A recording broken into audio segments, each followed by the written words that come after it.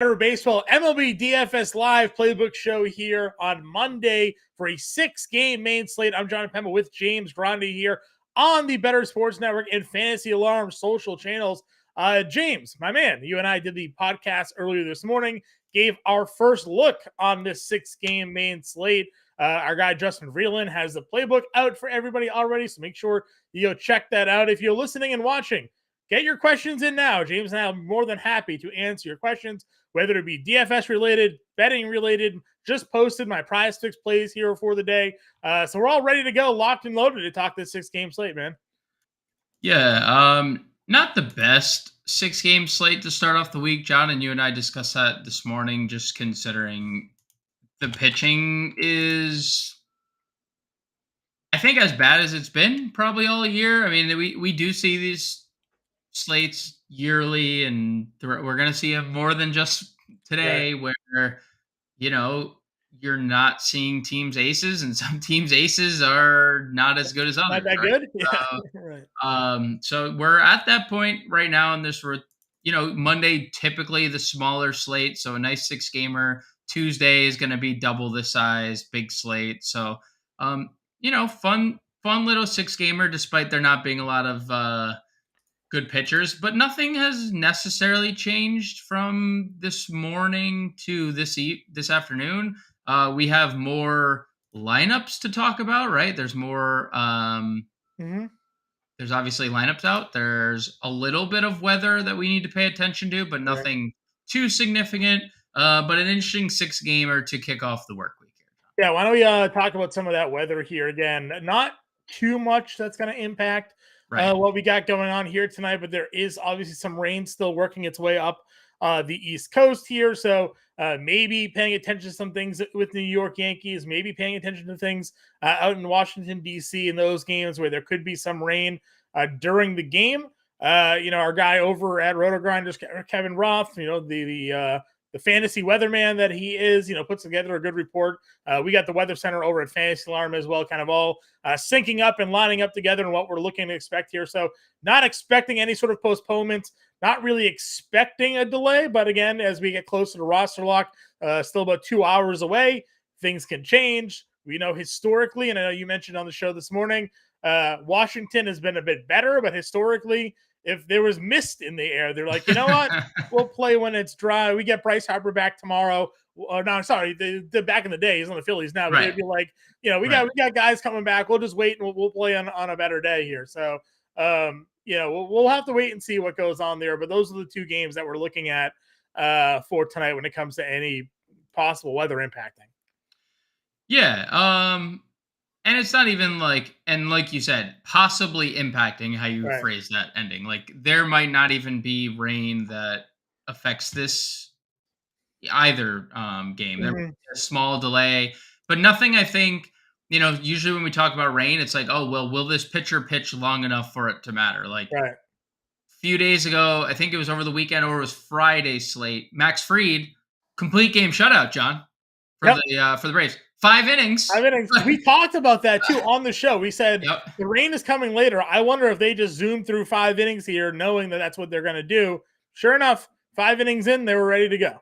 Yeah, and it happened, I think the same, who pitched for the Braves? Kyle Wright. And that game rained out, or at 3-hour delay, and then Kyle Wright ends the day with 16 fantasy points. So it doesn't feel like those type of situations tonight, but it is worth mentioning there is some rain if you're at all worried. Yep, fully in agreement with you there. When we head on over to Las Vegas, take a look at some of the game totals here. Again, not much changes. We do have some movement from this morning. We're looking at 8.5 runs in Chicago, Washington. That stayed the same. Cleveland, New York, that's at 8.5. That stayed the same. Blue Jays versus the Red Sox. That game has bumped up 9.5 up to a 10 run total there in that one. Corey Klubat on the mound here going up against the Blue Jays.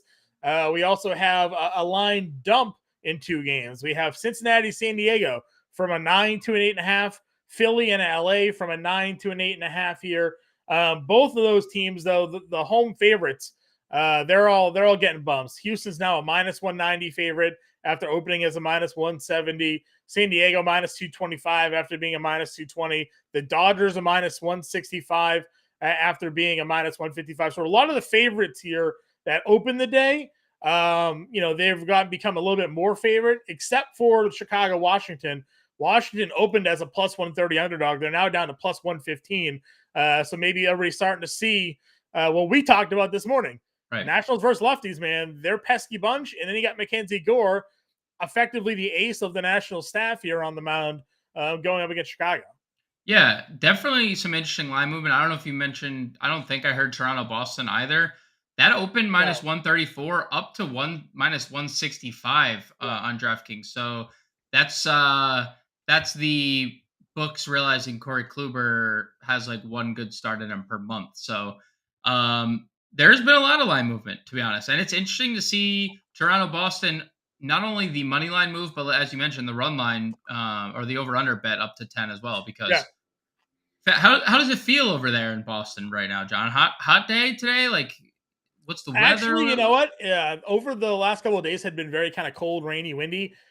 Today, still a little windy, but like 60 degrees. It's a comfortable day at the ballpark. Okay. You have sort of that like post-rain dampness. You know what I'm talking about? Right. Where you go outside, you can tell it had rained, but you kind of get that like little, fresh, hot feeling a little bit from the ground. So that's what we were dealing with here. Again, I live 15 minutes away from the ballpark, so I kind of look out my window here and be like, you know what? We're doing okay with the weather. So, I think the biggest thing tonight, just some of the BVPs here for Toronto.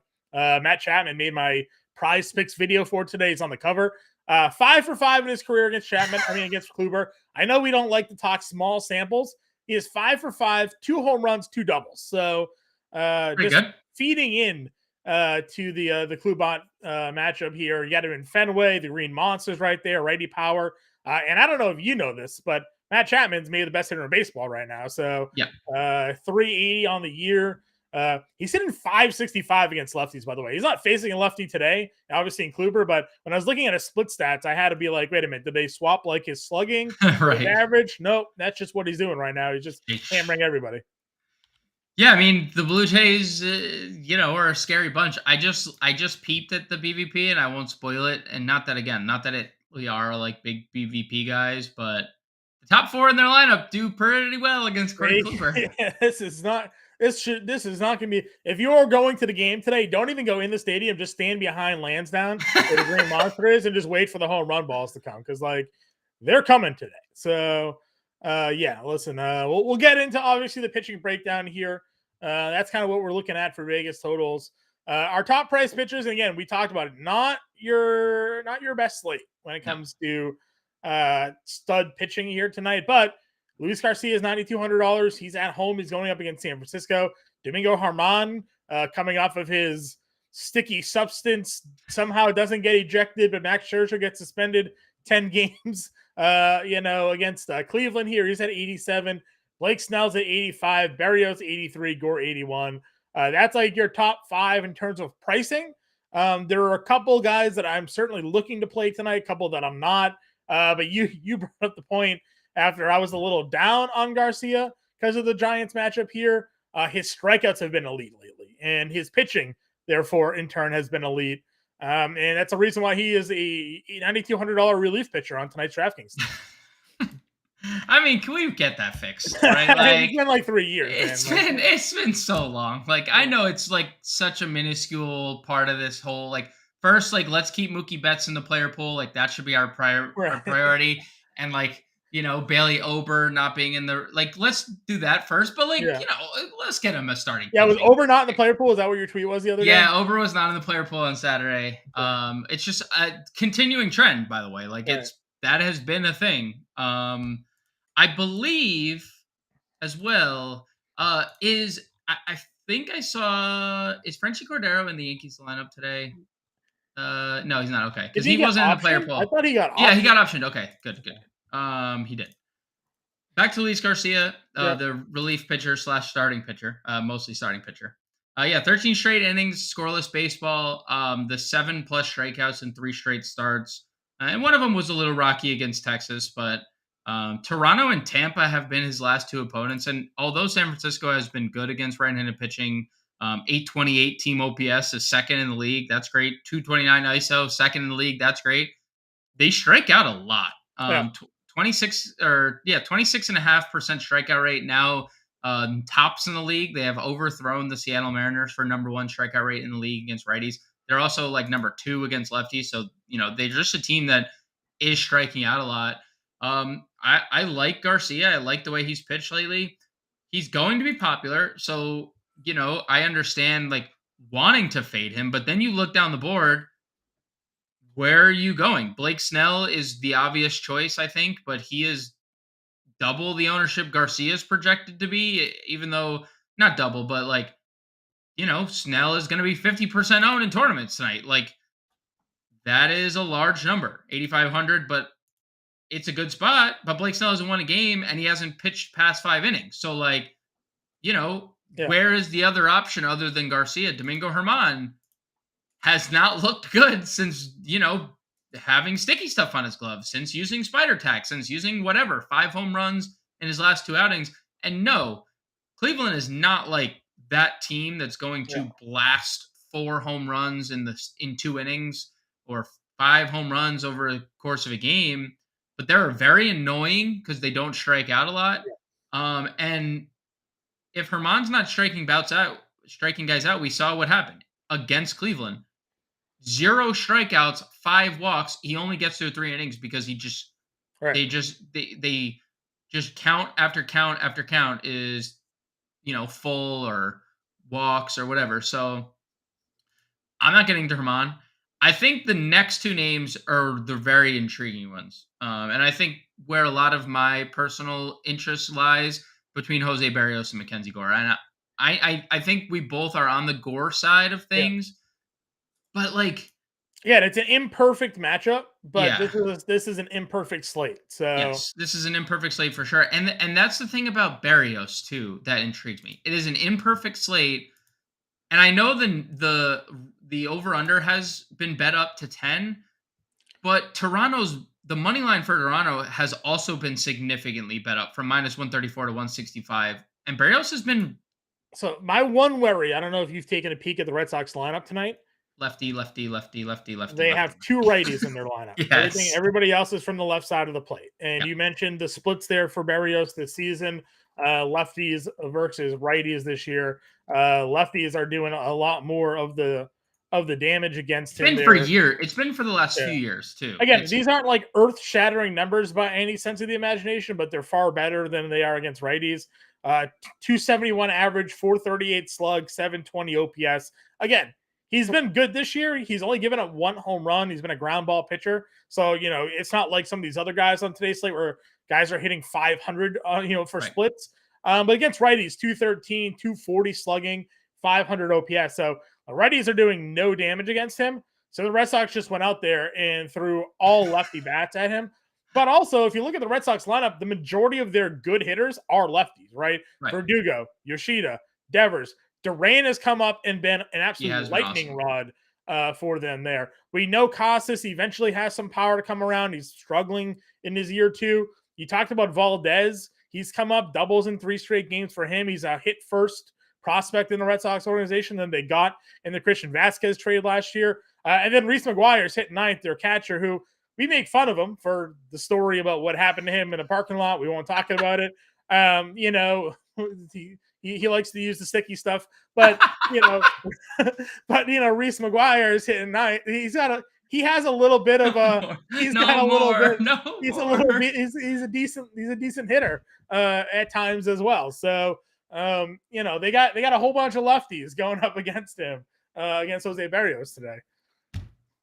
Do you expect me to carry? Like, how can I carry on? We can't carry on. And if you guys I wish you guys were like, if you guys are like simpatico with us right now, then you're also like hand over your face about Reese McGuire. I don't disagree with anything you said because, as you mentioned, like the numbers this year have been good. Last year, 20 home runs to left-handed bats, 514 slug, 373 WOBA allowed to lefties for Barrios. The year prior, 15 home runs, 474 slug, 336 WOBA. So like, it's been a stretch. And to be honest, like this year, The only reason that the numbers depressed is because people aren't getting on. Lefties are still slugging 438 Oh, yeah. against them. Like Yeah. again, it's just like the same problem. It's power. It's lefty power. Obviously, Boston has that. Devers, Yoshida, Cassis if he makes contact. Yeah, Verdugo's more home runs this year Right. now than I think he's had in like 2 years. So His whole Boston yeah. in his Boston tenure. I'm not like I don't disagree with anything you're saying. I'm just saying at the same token, you look at the slate. Imperfect slate, as you mentioned. Like pitching is terrible. I think there are flaws in Blake Snell, the most popular pitcher tonight, right? Yeah.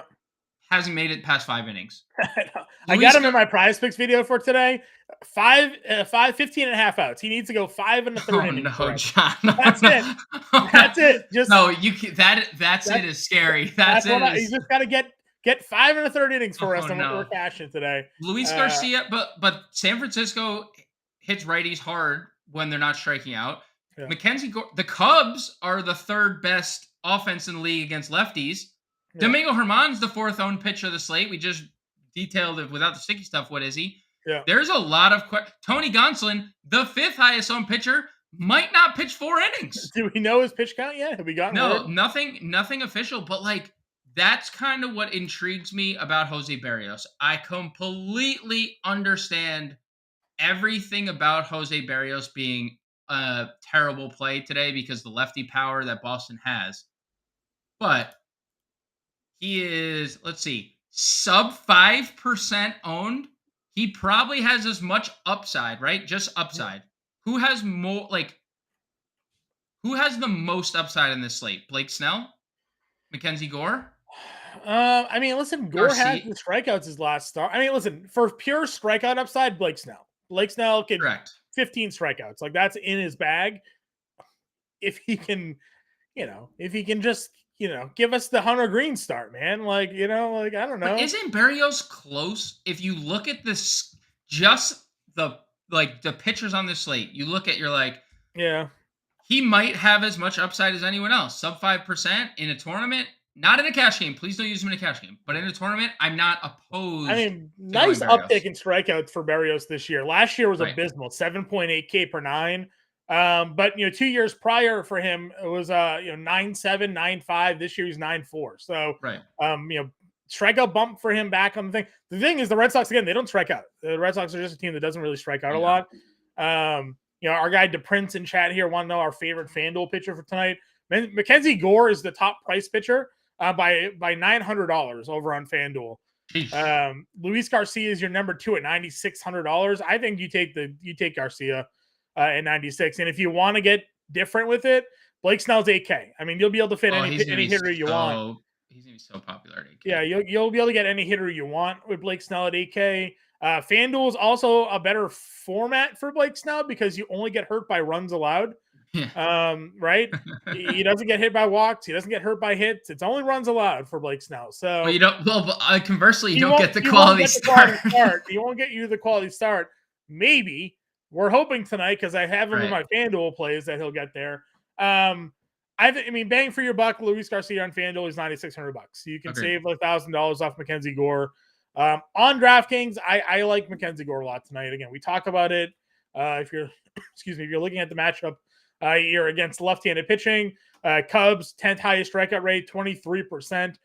Everything else about the Cubs against lefties is pretty good. So you're just banking on him missing bats, hopefully. But as we mentioned, you look at the Vegas odds here. That game total stayed at 8.5, but the line moved back towards the direction of the Nationals here a little bit. They opened as like a 130 underdog. Now they're down to 115. So some money going in here on Washington. We mentioned, just the numbers for lefty hitters or the hitters for Washington against lefty is pretty decent. So, again, it's an imperfect slate. It's not great. You want some strikeout upside. Blake Snell's got it. Yep. After that, I don't want to pitch Cal Quantrill. I really don't. No.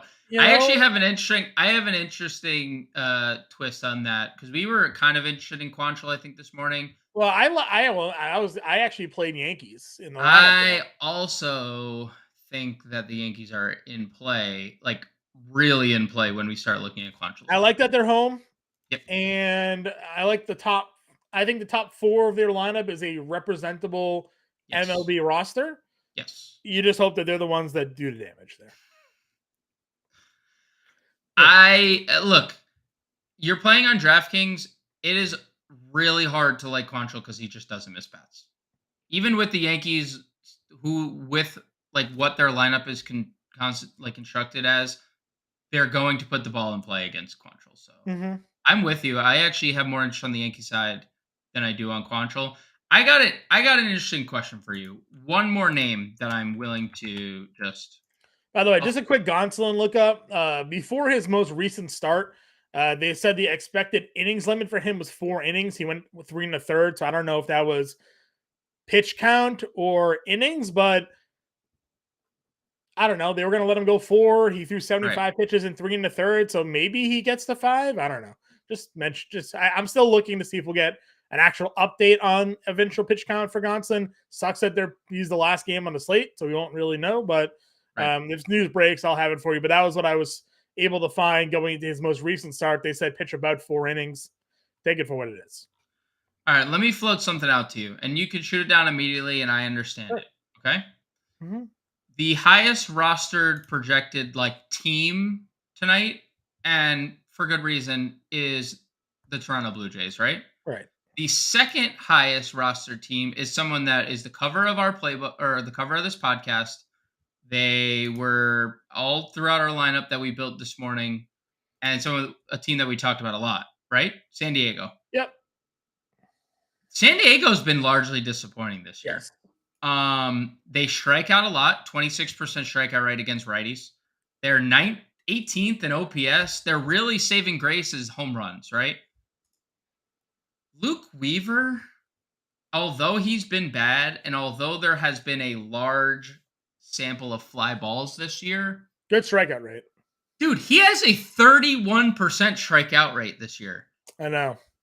I don't know if I have the balls to go to Luke Weaver because he's been dreadful in 2 starts. But one of them was in Great American. One of them was against Pittsburgh, who's the hottest team in the world.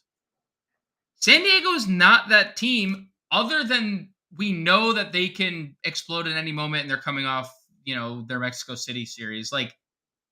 The strikeouts are really, really, really interesting. You know what? I almost put into I don't mean to keep touting my PrizePicks video, which is again out there live on the Fantasy Alarm YouTube channel and home. I was teetering. Now they give you pitcher combos. Okay. Blake Snell, Luke Weaver, 11.5 strikeouts. Dude, that's not low. a lot. That's not a lot. Not a lot for 2. Blake Snell is a strikeout plus per inning guy. Luke Weaver's been a plus strikeout per inning guy. Luke Weaver's individual strikeout line is only at 5. He's had 8 in both of his starts. And gets a team with a 26% strikeout rate against righties. Third highest strikeout rate in baseball against right-handed. I mean, more to your point, right? Third highest strikeout rate in baseball against right-handed pitching out of the Padres. 217 batting average against them. Slugging 395, 700 OPS. They have a decent ISO. 177 is a decent ISO. 313 WOBA. They have they're just an average team. Power. It's with that hits for power. That's what they are against righties. They also have the second best walk rate. So that's where Luke Weaver gets into trouble, right? Yes. High walk. He puts guys on base, and then the Padres have power, so they drive those guys in. But with their power comes their strikeout. So I might go back and play it again anyways. You can do the 4-pick, 5-pick, whatever you want. My 2 favorite picks are out there, but I saw 11.5 and I was like, that's pretty good, dude. Weaver's got 8 in back-to-back starts by himself. We know that Blake Snell can get that by himself if he could just stay in the game long enough. Right. I definitely think that those are interesting strikeout numbers for props tonight. And then you're looking as a starting pitcher. If he goes out there and strikes out 8, gives up 3 over 5 innings, I don't know, that could be a decent SP2 at the price today. And the ownership, because I think there is a case for every one of these pitchers that could get shelled. Every single one of them tonight could get shelled. Even the good pitchers are in bad spots. Luis Garcia is not in the best spot. Blake Snell is in a pretty good spot, but he's just hasn't been consistent. Like Right. Mackenzie Gore, very tough spot. Flip side, Drew Smiley, not a good spot against Washington. Like death by 1,000 paper cuts. Yeah. So I'm just saying, like that strikeout rate for Luke Weaver paired with San Diego's strike rate is kind of interesting. Not a one pitcher site guy, Yeah. two pitcher sites though. I can get behind it. Yeah, I would agree with you there. Again, to your point, just kind of looking at his recent starts against Pittsburgh, 6 innings, 4 earned runs, 8 strikeouts. Didn't even get the win in that game. Almost 18 fantasy points. You got 18 fantasy points tonight, 7K, and he goes 6, 4, and 8. You're perfect, right? Like Yep. you're not getting killed there. So I'm with you. I think it's an interesting matchup here tonight. Again, the walks are just what I worry about. 4 walks in his 2 starts here. And they have a second highest walk rate to go with their third highest strikeout rate. So incredibly patient. That's team that strikes out a lot. I don't know. You tell me how that may. They're Adam Dunn. They're the Adam Dunn of baseball. Right? Adam Dunn. 3 true outcomes: walk, home run, strikeout. All right. Anybody else here for pitching for you? No. I mean, the only thing we could talk about is the Gonsolin thing, but it's like to be determined. If we were to get, and if we talked about it this morning, if there's like an 80 pitch cap, maybe. But again, like I would rather at that point just use Luke Weaver, who I know is throwing at least 6 innings. Like he could get deeper into games, right? Like I would just rather take a guy who's not capped on innings. Yeah, I'm just scrolling around here. I don't see any like definite reporting on him when it comes to pitching. Just the one underdog before his most recent start said that he was expected to pitch about 4 innings. So he pitched 3 1/3, right? He got into the 4th. So kind of keeping along. It's Dave Roberts. That's the worst part. Yeah. There's nothing guaranteed with Dave Robertson like extending pitchers at all. No, I agree with you. Let's see here. Just Dave Roberts confirming the rotation.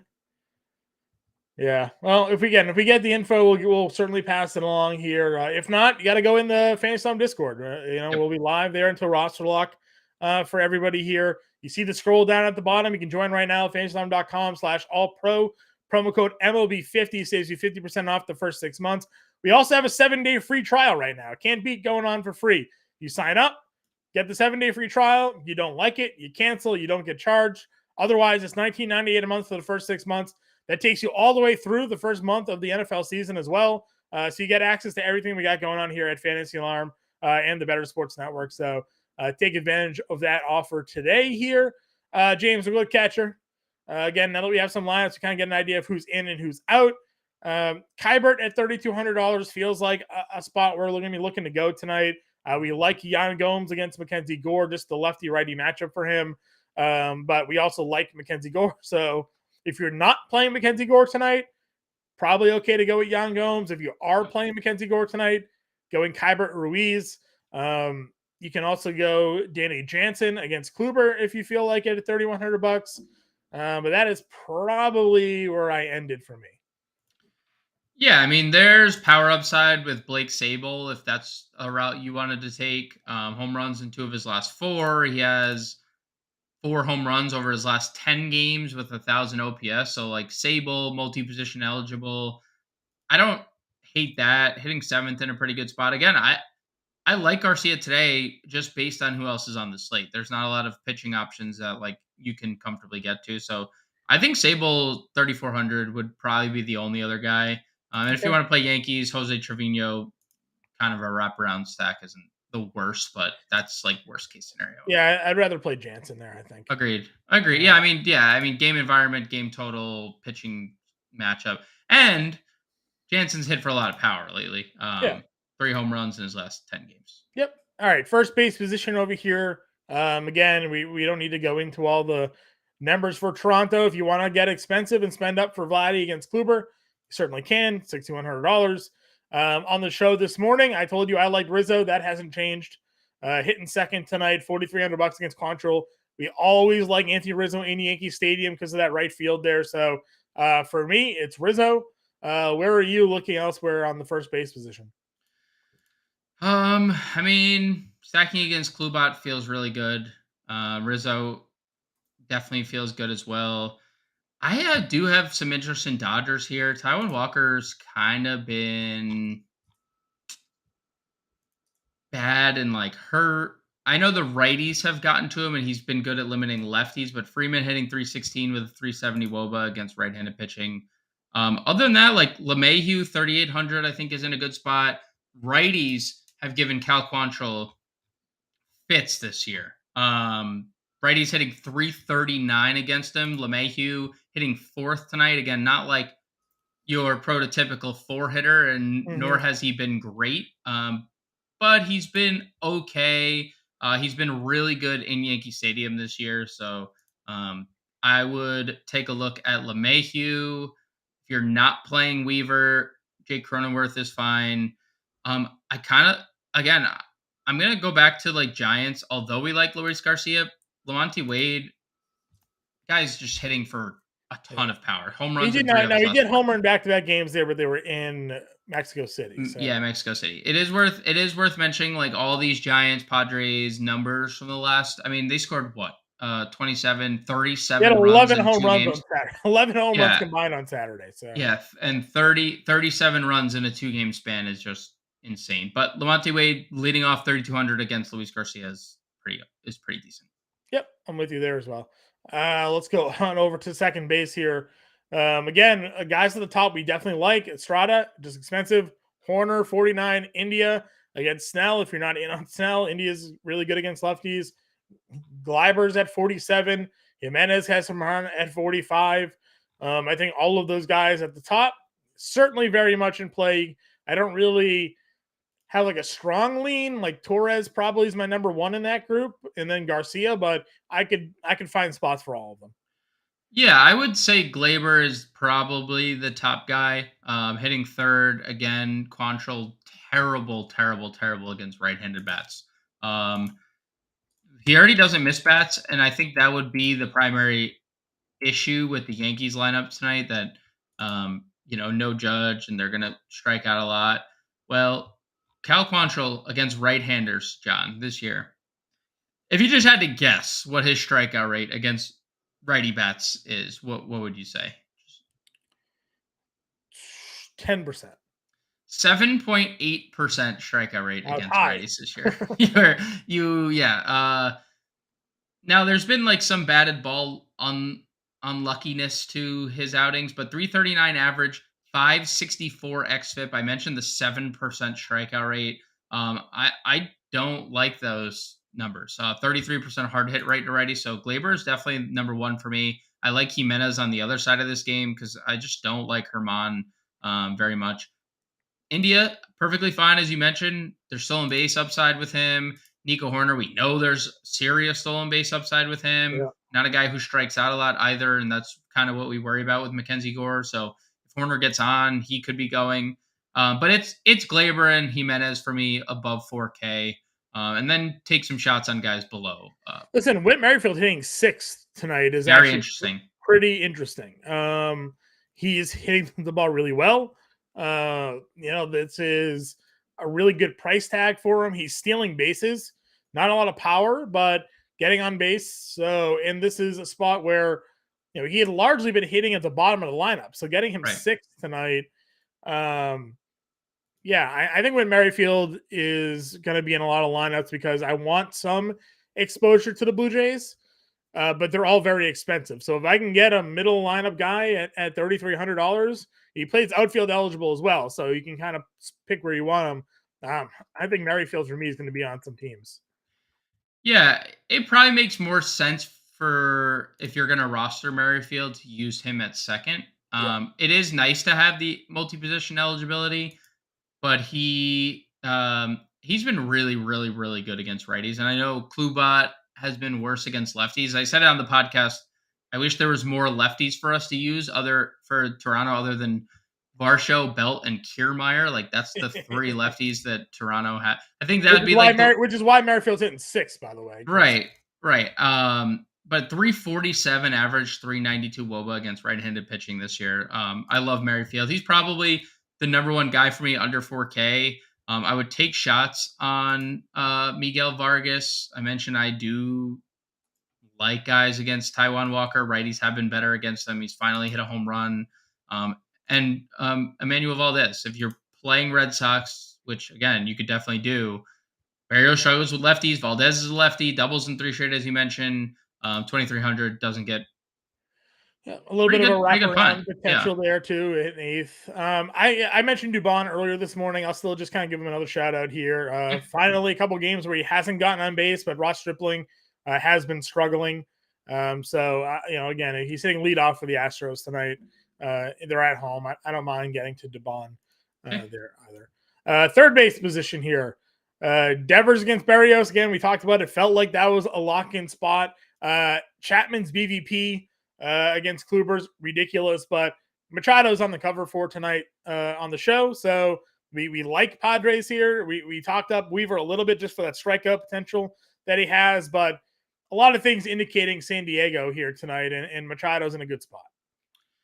Yeah, I mean, I think it's interesting because San Diego is in a great spot and a lot of ownership going their way. And Machado coming off the terrible game on Sunday, but huge game on Saturday. You also had home run in Wrigley the day before. So like signs of life coming from Machado. And I really like it. It's just like, what is going on with San Diego this year that they're striking out so much and just not doing anything? It's kind of just feast or famine for them. So I love Machado. I love the spot. Weaver's been terrible other than the strikeout department. Righties are hitting him hard. Lefties are hitting him hard. Righties batting 318 with the OPS over 1,000, 445 WOBA. So everything profile is perfect for Machado. It's just, can they put it together? Even he might just be the one to put it together, and you just play a San Diego one-off. But third base is strong. Devers is elite. Ramirez is elite. Chapman's elite. Everyone over 5K is elite. If you were ranking them, do you think Machado's first for you? Or do you think Devers? Or what's your? I mean, you put Matt Chapman in your video, so like, what is your? Yeah, I mean, I would probably go Chapman, Devers, Machado, Ramirez. I am just not a Jose Ramirez guy. I get it. I know you're a big fan of his. He's gonna hit from the left side in Yankee Stadium, which is great, but left side isn't his best side. Yeah. So I would have Ramirez last, Chapman, Devers, Machado for me. Under 5K, guys, again, Muncy is there with a lot of power.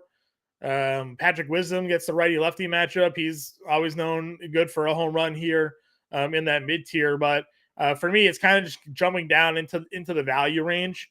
Nick Senzel's $2,500, Spencer Steer's $3K if we're going against Snell tonight, and these guys that can hit lefties.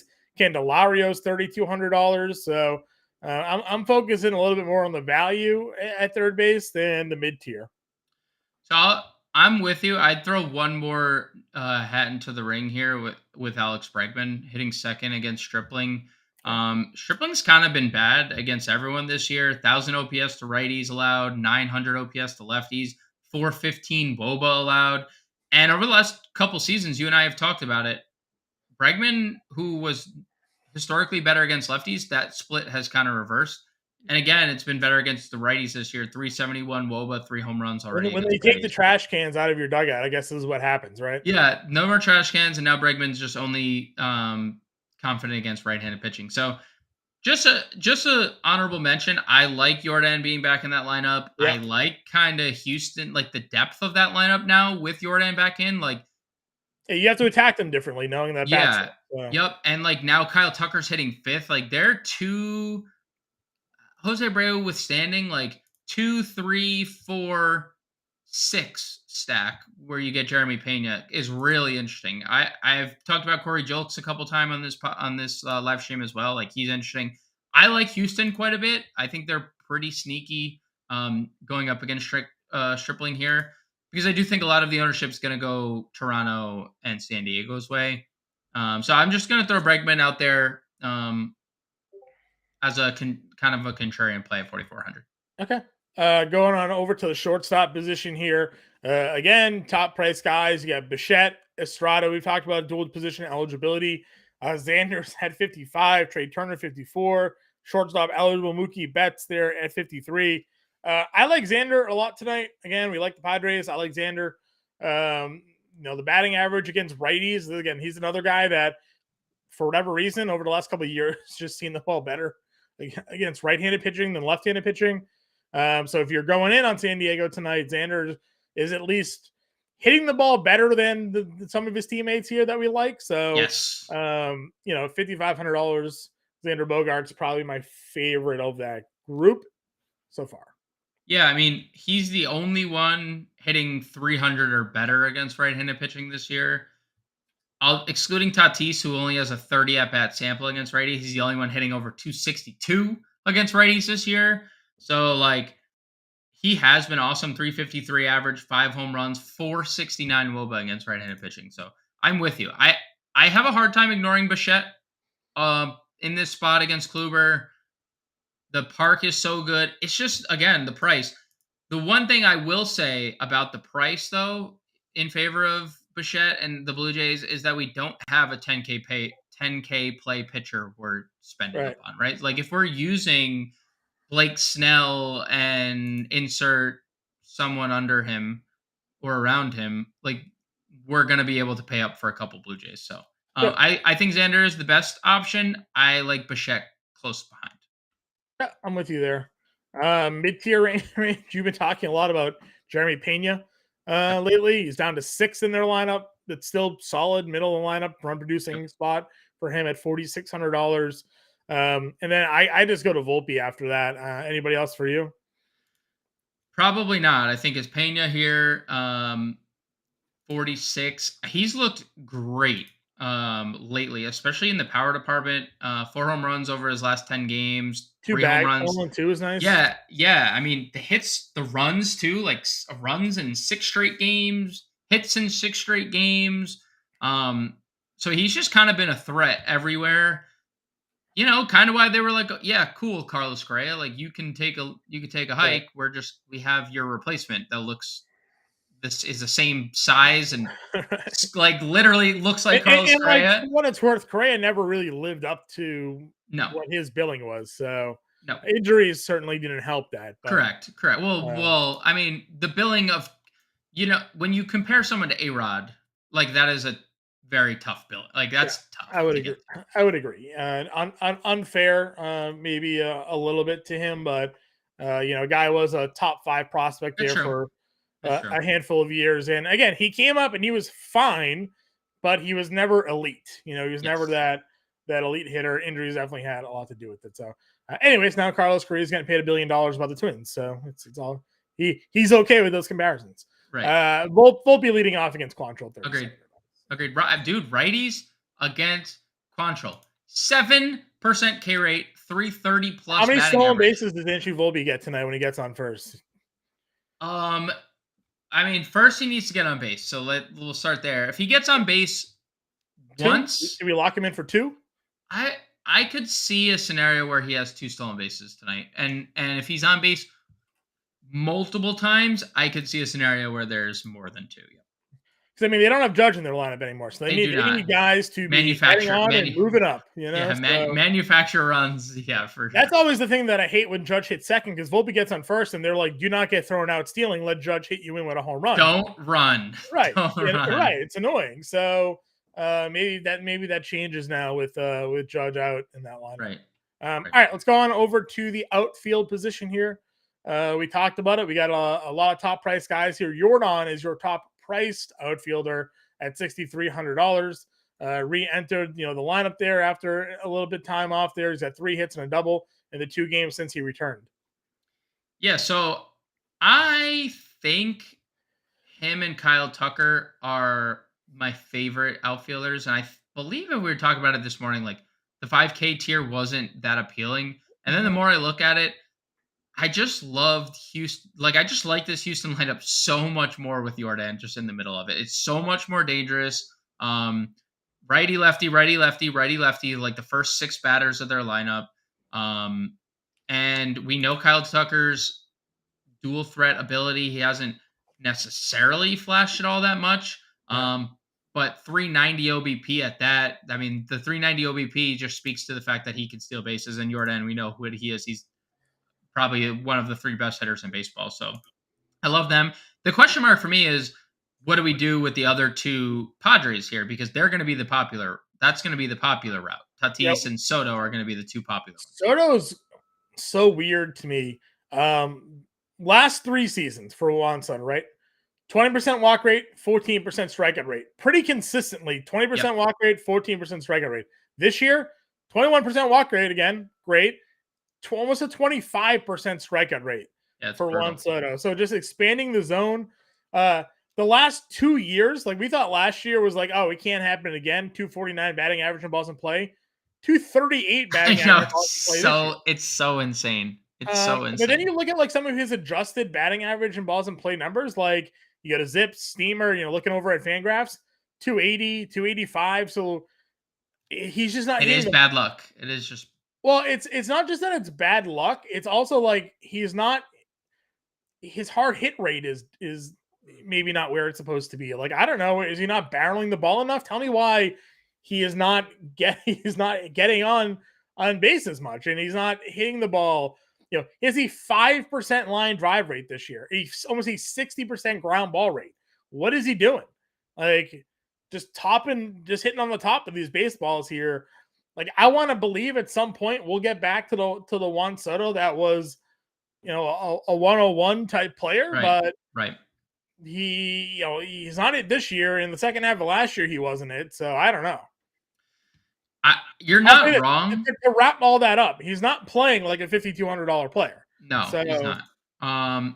He has again been a little better, but again skewed by the Mexico City. I mean, imagine trying to form a team in Mexico City. The pitchers would not go there. Like you could not force pitch. No pitcher would sign there. Yeah. Maybe like the pre-humidor Colorado Rockies. Yeah, yeah. I mean, just nobody would go there. There are like 384 slug, expected slug 477 for Soto. Almost 100-point difference. WOBA 337, expected WOBA 379, which are still lower than career marks. Yeah. It is weird. It is a very good spot, and I think a lot. But doesn't that just kind of full circle come back to the Luke Weaver point? It's like we look at San Diego, and you look at the names: Tatis, Soto, Machado, Bogarts. You're like, holy smokes! Like that should, in theory, be the top, offense in baseball. The best offense in baseball, just on the top 4 names alone. Like even the Cronenworth hitting 5th, like that's you should almost have no 1, 2, 3 innings when you're facing that lineup. Never, right? And you should never even consider using guys against them, like ever, never. But here we are, where it's like, okay, yeah, Tatis has been pretty good since coming back against right-handed pitching specifically, so we have to worry about that. And Soto has been pretty good against righties, 410 WOBA. Yeah. But like 962 OPS against righties for him. So yeah, it's just, and they're going to be popular. That's why, to me, I look at the Houston guys, basically the same price points of of these duos. And I would just be like, yeah, I'm going to play Houston at lower ownership. They've just been better this year or just last couple years. Looking at these splits for Soto, again, we talked about righties. The right-handed splits are actually okay outside of the batting average there. Right, they are. 438 on base, 525 slug, 962 OPS. Against lefties this year, I don't think he's taking a bat to the plate.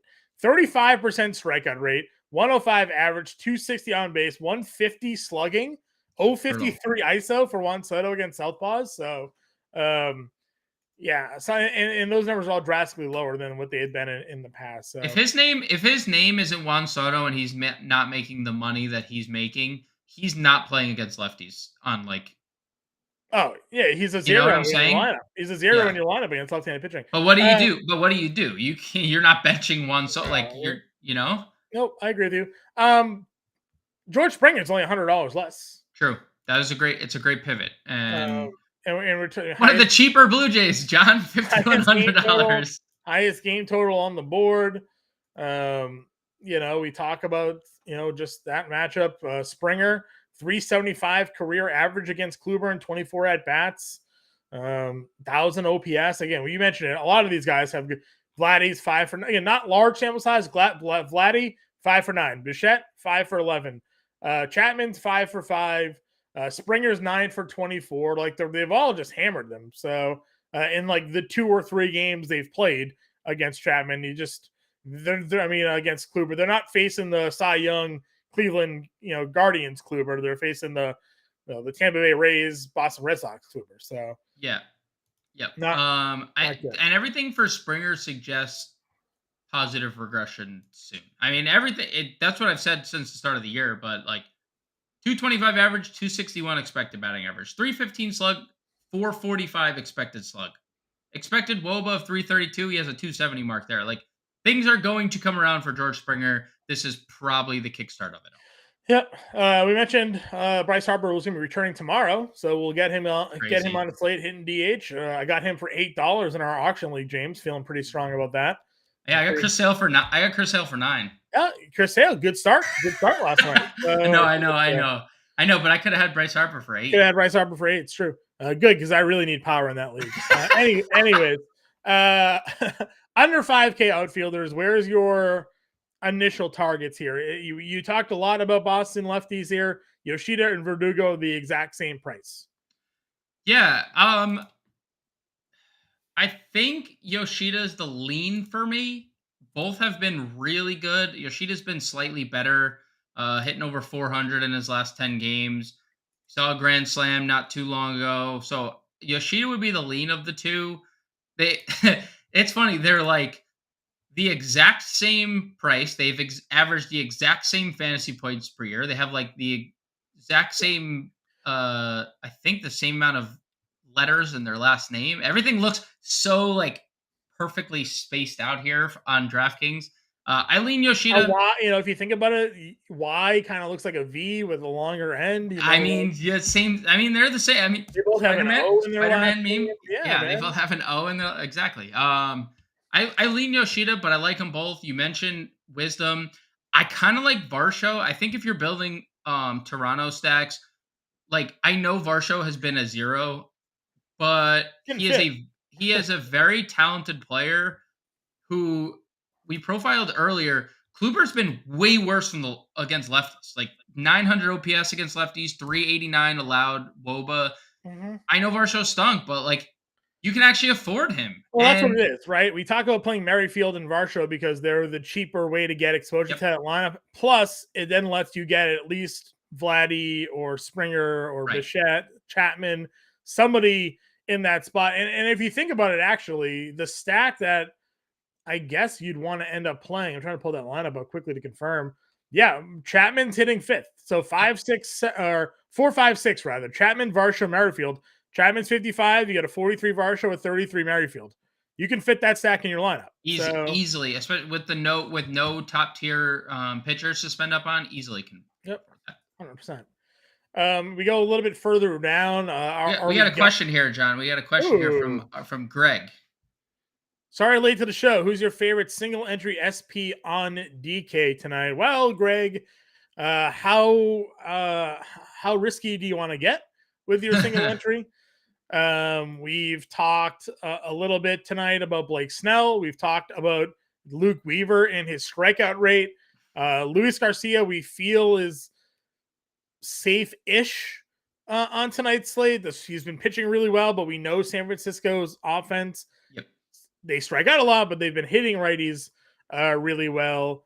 Safe is a tough word to say tonight. Not that you said safe, you said favorite, but I mean, like,